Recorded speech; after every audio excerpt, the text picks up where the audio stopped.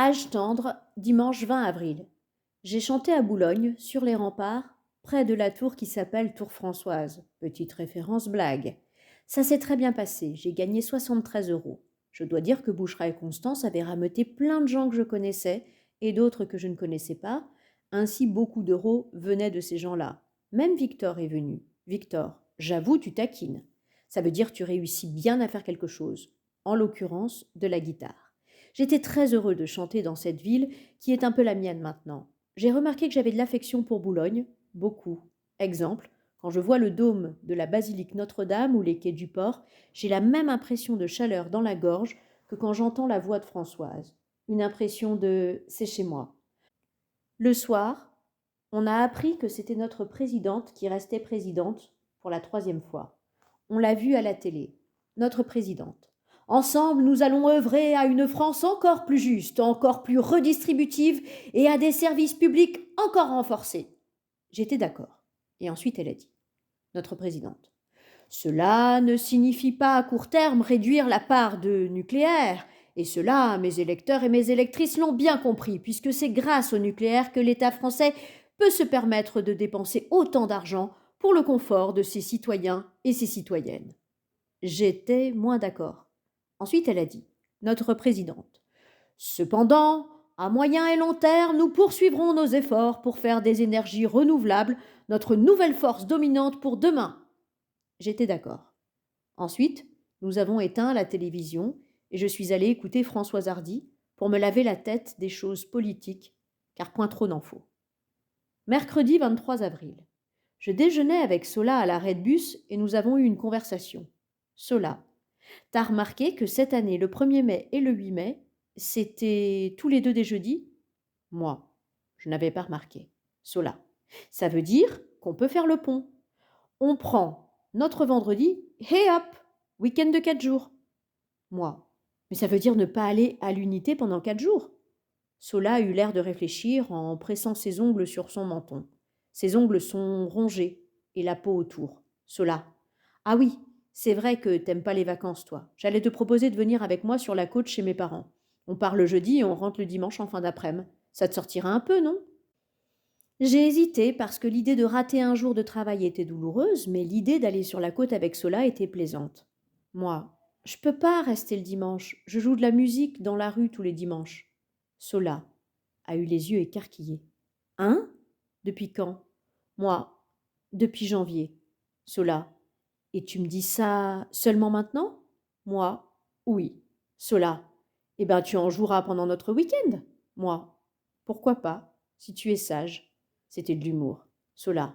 Il te faut une autorisation pour Serge. Moi, je demanderai à mon frère. Sola, silence. Sola. Comment elle va, ta mère? Moi, il y a des hauts et des bas. Sola, silence. Sola. T'auras ta chambre séparée et tout, hein? T'inquiète pas. Moi, je ne m'inquiète pas. C'était vrai. Vendredi 25 avril. Je suis très surpris ce soir car j'ai appelé à la maison pour demander à Cola une fausse autorisation. Je suis tombée sur maman et nous avons eu cette conversation qui n'est pas comme les conversations récentes que j'ai eues avec elle. Maman? Allô? Moi? Élise? Maman? Non, c'est maman? Moi? Surpris qu'elle réponde au téléphone. Ah, bonjour maman. Maman? Ça va mon Valou? Moi? Surpris qu'elle me demande comment ça va. Oui, oui, maman. Qu'est-ce que tu fais de beau? Moi. Surpris qu'elle me demande ce que je faisais de beau. Plein de choses. Maman. Tu nous donnes pas souvent de nouvelles, raconte. Maman avait une voix enjouée, ce qui n'est pas habituel de sa part. Aussi, j'ai été de plus en plus surpris. Moi, de plus en plus surpris. Je travaille avec les pensionnaires. On les a fait voter, on regarde des films, je répare des trucs, je les aide à manger, les dimanches je chante dans la rue et à la maisonnette ce soir, on fait des bruschettas au poivron rôti. Maman. Ça a l'air génial, dis donc, je suis bien contente que tu t'amuses comme ça. J'avais un peu peur que ça soit difficile pour toi, le cerci, mon pauvre petit Valou. Moi. Non, non, ça va. Maman. Silence. Moi. Et toi, ça va? Maman. Mais oui, plutôt bien. Figure-toi qu'ils m'ont retrouvé du travail. Bon, c'est rien de spécial, hein. Je vais être à l'accueil pour un groupe électrogène. C'est pas le poste dont je rêve. Mais c'est déjà ça, et à 10 minutes de marche de la maison. Moi. Ah, mais oui, c'est déjà ça, bravo. J'ai dit, c'est déjà ça? parce qu'avant, l'idée que maman sorte travailler était difficile, étant donné qu'elle était en arrêt de travail pour des raisons psychologiques, voire psychiatriques. Maman, alors pour fêter la nouvelle, je suis sortie samedi dernier avec Nina et Catherine. Figure-toi que Nina s'est remise avec son mari, et Catherine est venue avec son frère. Je ne l'avais pas vu depuis des années. Il a changé. Il a divorcé. Il a vieilli, bien sûr, mais pas du tout mal vieilli. Moi, je n'ai pas l'habitude que maman me parle autant, alors je cherchais des mots. Ah, bravo à lui. J'étais étonnée que maman me parle d'un homme, car normalement, elle parle d'un seul homme, mon père, et c'est pour dire du mal. Maman. Enfin bon, on a échangé nos 06, comme vous dites les jeunes. On ne dit pas ça. Moi? Ah oui? Maman. Voilà, voilà. Alors bon, on verra bien pour le boulot et pour le reste. Je te tiens au courant. Moi. Super. Bravo. J'avais les mains mouillées contre le téléphone qui glissait. Maman. Au revoir mon Valou. Moi. Au revoir ma mounette. J'ai raccroché. J'ai regardé le téléphone comme si c'était lui qui avait secrètement mis un filtre bonheur sur la voix de ma mère. Ensuite, je me suis aperçue que j'avais été tellement surpris par cette conversation que j'avais complètement oublié de lui demander l'autorisation de sortie. Alors, je l'ai rappelée et elle a dit d'accord, pas de problème, amuse-toi bien mon chéri, et m'a envoyé l'autorisation par photo. Alors, j'ai eu une autorisation avec la vraie signature de maman, ce qui n'était pas arrivé depuis que j'étais en 5e. Dimanche 27 avril, je suis allée chanter et j'ai envoyé une vidéo sur le groupe WhatsApp famille. Maman et Élise ont débordé de compliments, mais pas Cola, qui a trouvé ça un peu bizarre, car il partage parfois les critères de Victor sur ce qui est bizarre. Il a dit en conversation privée, juste lui et moi. Cola, t'es gay donc? Moi, je pense pas. Cola, mais pourquoi tu chantes de la musique de meuf alors? Moi, je pense pas que les gays chantent forcément de la musique de meuf. Cola, t'es trans? Moi, je pense pas. T'es quoi alors? Rien de spécial, je pense. Je pense toujours cela. Ensuite, j'ai eu une conversation avec Élise en conversation privée. Élise, ça fait plaisir de te voir t'épanouir comme ça, mon Valou. Moi, merci. Élise, avec maman en plus au même moment. Moi, quoi, maman? Maman, c'est la renaissance, elle est en forme. Là, elle fait des spätzle. J'ai eu une pointe d'acide de larmes dans les yeux parce que la dernière fois que maman a fait des spätzle, j'avais vers les 10 ans, donc c'était un gros signe de bonne santé. Élise, tu sors de ta coquille et elle de son terrier. Moi, oui, mais toi et Cola, ça va? Élise, nickel comme d'hab. Nous, on a toujours été les normaux de la famille. C'est vrai. Maintenant, une nouvelle semaine commence, qui va être courte, parce que dès jeudi, je fais le pont avec Sola. Mais, samedi 3 mai, le week-end avec Sola m'a tout agrandi. Les poumons, le cerveau, les muscles, les jambes et le cœur aussi, il me semble. Ça a commencé dans la voiture jeudi, la petite Mini de Sola avec un transistor suspendu au rétroviseur. Moi, on écoute Nostalgie? Sola, on peut pas changer de radio pour une fois? Moi, peut-être au retour. On n'a jamais changé de radio. On a chanté sur la route et la route faisait de petits méandres tout le chemin qui n'était pas long, juste 20-25 minutes au-delà de Vimereux, à travers les dunes avec leurs grands poils d'herbe jusqu'à Digmer. Digmer est tout petit. Les maisons sont bleues et blancs, il y a une languette de plage, un empilage de rochers, une falaise. La plage devient un peu plus grande lorsque la marée descend. Sur la plage, il y a une épave. La rue du Varec, qui est la rue des parents de Sola, mène tout droit à la mer. Ça sent la mer. Un grand vent gifle. Quand on est arrivé, il faisait nuit. J'ai fait quelques pas vers la mer. Tout clignotait. La lune se reflétait dans l'eau par écailles. Il y avait aussi d'étranges lumières dans le noir. J'ai d'abord cru que c'était des phares, mais il aurait fallu qu'il y ait beaucoup de phares et tout petits et qui se déplacent. Ensuite, j'ai cru que c'était des lucioles. Moi, c'est des lucioles? Sola. Oui, bien sûr, les fameuses lucioles de mer du Pas-de-Calais. Moi, c'est vrai? Sola riant. Mais non. Moi, alors c'est quoi? Sola. C'est les gens qui pêchent la saligote. Moi, j'ai cru que c'était un gros mot. J'ai cru que c'était encore une blague. Je n'ai rien dit. Alors, du noir, ont émergé un homme et une femme qui avaient des rides sur le visage et des lampes sur la tête et des filets à papillons dans les mains. L'homme. On se disait bien qu'on avait reconnu les phares de ta casserole. Sola. Bonsoir, papa. Ainsi, j'ai su que ces gens étaient les parents de Sola. Elle les a enlacés. Ils étaient tous les deux en short et en pull, avec des bottes en caoutchouc, alors qu'il faisait froid et trempé et les mollets pleins d'algues vertes. Pourtant, ils avaient l'air heureux. Sola. La pêche est bonne? La femme. Ben, on va voir. Sola. Valentin, mes parents. J'ai fait la bise aux parents en me cognant un peu le front dans leur lampe torche. Ils sentaient le salé et ils sentaient aussi le parent. On est entré dans la maison. C'est une toute petite maison, une ancienne maison de pêcheurs. Les volets sont peints en bleu roi. La maison s'appelle Les oursins dans les poches. Il y a une salle à manger avec un poêle à charbon. Il y a une cuisine où la plupart des choses sont en céramique ou en aluminium. Il y a 3 chambres, une en bas et 2 à l'étage. Les parents de Sola. Fais comme chez toi, Valentin.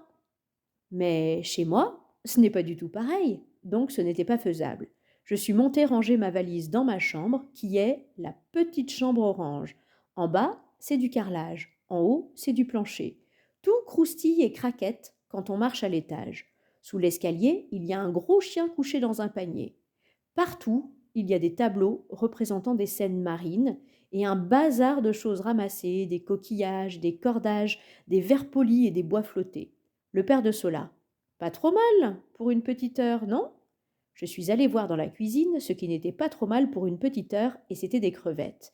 Il y en avait plein dans un petit saladier en métal. Elles étaient encore vivantes, elles gigotaient, et leurs pattes et leurs carapaces griffaient doucement le métal. Elles étaient gris translucides, comme faites de verre fumé. Sola. Voilà les saligottes. Ainsi, j'ai appris que saligotte n'était pas un gros mot, juste un mot pour les grosses crevettes qui deviennent roses vifs quand on les cuit. Nous les avons cuites. Nous les avons mangées. La mère de Sola m'a appris comment enlever la carapace. C'est très facile une fois qu'on a compris le truc. Ça se décapsule. Nous avons mangé ces crevettes. Mes impressions ont été très positives. Moi. Pourquoi vous êtes allé pêcher la nuit? Le père de Sola. C'est comme ça que ça se pêche, la saligotte. Sola. Tu les éblouis avec la torche, tu vois leurs petits yeux qui reflètent la lumière, elles arrêtent de bouger, tu passes l'épuisette dessous et tu les sors de l'eau. Et voilà. Je ne savais pas si c'était encore une blague ou pas. Note rétrospective. Ce n'est pas une blague, je suis allée pêcher la saligotte depuis. On voit leurs petits yeux qui brillent comme des têtes d'épingle lumineuses et on fait passer l'épuisette dessous et hop, on les attrape. Parfois elles s'échappent. Quand elles s'échappent, on est assez content pour elles, d'un côté. On les mangeait avec du pain et du beurre. La mère de Sola a servi de la bière. Sola. Valentin, si tu veux, il doit y avoir du coca dans le frigo. Je me suis levée. Sur le frigo, il y a des magnettes de presque toute la France. Dans le frigo, une boîte de nourriture pour chiens, du lait frais de la ferme, du fromage blanc de la ferme, des œufs, un gros poisson entier dans du papier, des pommes potes poire vanille et une petite bouteille de Slim Fast et du coca. Les parents de Sola. Après, on va jouer au 8 américain. Le 8 américain, c'est un jeu de cartes. On y a joué jusqu'à minuit. C'était à la fois joyeux et concentré. Ensuite, je suis allée me coucher. Ensuite, c'était vendredi. Vendredi. Sola m'a emmené me promener sur la falaise. La falaise est ponctuée de blocos. On a marché très longtemps. Il faisait froid avec beaucoup de vent, mais le ciel était de ce bleu très pur qui gèle les yeux quand on le regarde. De l'autre côté, l'Angleterre blanche brillait fort. Moi, quand tu étais petite, tu passais plein de temps ici? Sola, oui. Moi, c'était pareil? Sola, non. Il y avait beaucoup plus de falaises. La falaise s'écroule tout le temps. Moi, vous avez pas peur pour le village? Sola, on n'y pense pas trop. Moi, silence. Sola, jamais le cœur si grand qu'en haut d'une falaise. Moi, c'est quoi? Sola, un poème. Moi, et après? Sola, c'est tout. C'est tout le poème. Moi, tu vas me raconter la suite de l'histoire? Sola, si tu veux. Mais elle n'avait pas l'air de vouloir totalement, et à la place, on a trouvé une petite statue de Vierge Marie dans une alcôve. Elle avait été un peu mangée par le vent, la pluie. Plein de gens avaient posé des galets autour, avec des dessins et des messages. Certains étaient illisibles, d'autres disaient Merci pour mon bac. Merci d'avoir sauvé Luna. Priez pour Cathy. Merci pour notre bébé miracle. Cœur. Sola a décidé, juste après la Vierge, d'aller s'asseoir sur la plage, enfin sur un morceau de blocos qui est tombé de la falaise. Il était comme du sucre. Des algues s'y accrochaient déjà, et les morceaux de fer rouillés avaient tire-bouchonné dans l'arrachement. À ce moment-là, elle a failli commencer la suite de l'histoire, je crois, mais à la place, elle m'a posé des dizaines de questions sur le collège, le lycée, le rapport de Cercy et les autres personnes de la maison, et j'ai compris qu'elle ne voulait pas commencer si c'était OK pour moi. Il me semble que les histoires de ce type, qui sont très personnelles, sont comme la marée. Si la Lune tire la mer vers l'autre côté de la Terre, on ne peut pas la forcer à monter tout de suite, ce serait absurde, comme venir prendre l'eau dans une petite cuillère et la porter en haut de la plage. De toute façon, au bout d'un moment, la Lune repassera du bon côté, et alors on aura toutes les vagues à nouveau. Il faut attendre. Le soir, nous avons mangé au Bon Pichon, qui est le seul restaurant du village ouvert avant la pleine saison. L'été, il y a plus de choses ouvertes, m'a expliqué Sola, parce qu'alors, c'est plein de touristes belges et néerlandais. Le reste du temps, c'est juste le Pichon. On a mangé, le père de Sola, des moules marinières, la mère de Sola du flétan, Sola une sole, moi, des harengs pommes à l'huile. Tout cela avec de nombreuses frites. Les parents de Sola parlaient beaucoup au restaurateur et à la serveuse, qu'ils connaissaient très bien. Le chien, qui s'appelle Saucisse, était par terre sous la table, roulé en boule, et il mangeait parfois une frite qui tombait. Le lendemain, c'était samedi, et Sola m'a emmené à Vimereux. Comme elle avait été sage, conformément à ma promesse, j'ai chanté Françoise Hardy et j'ai gagné 41 €. Ensuite, on a visité cette ville, qui est pleine de maisons multicolores et étranges, comme construites et peintes par des enfants. Le ciel était plein de cerfs-volants rouges, de mouettes blanches, de nuages blancs. On est allé faire un mini-golf.